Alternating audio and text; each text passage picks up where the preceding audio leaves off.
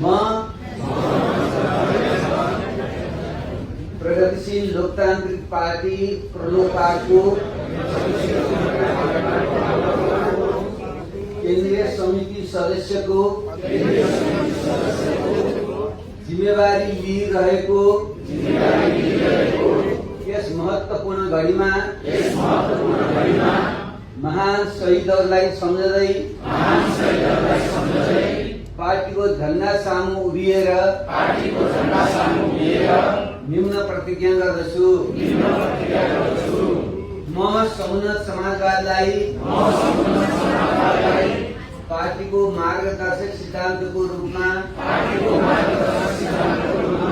आत्मसात गर्नेछु। म देश जनता र पार्टी प्रति पूर्ण वफादार रही सत्यनिष्ठापूर्वक कसैमाथि पक्षपात नगरी पूर्वाग्रह वा खराब भावना नलिई इमानदारिताका साथ काम गर्नेछु। म पार्टी विधान नीति कार्यक्रमको सदैव पालना र अनुसरण गर्नेछु। म निजी वा व्यक्तिगत स्वार्थबाट माथि उठेर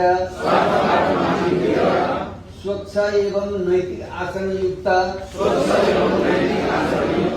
जीवन बिताउनेछु।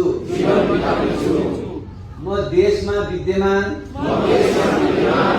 सबै खाले शोषण उत्पीडन र विभेदको अन्त्य र न्याय समानता र स्वतन्त्रताका लागि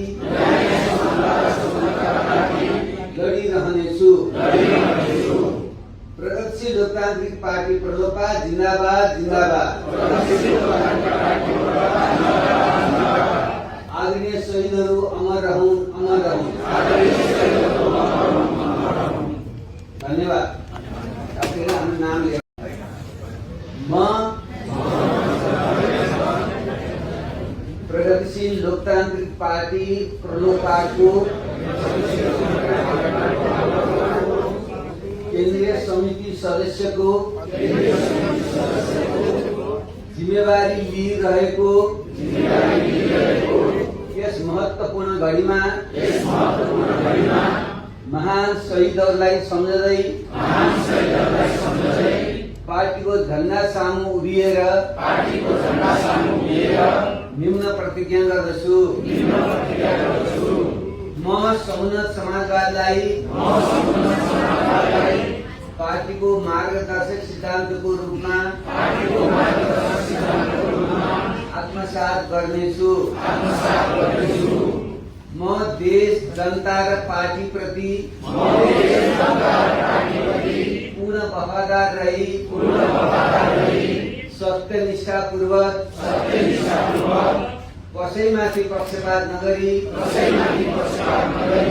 पूर्वाग्रह वा खराब भावना नलिई इमानदारिताका साथ काम गर्नेछु। म पार्टी विधान नीति कार्यक्रमको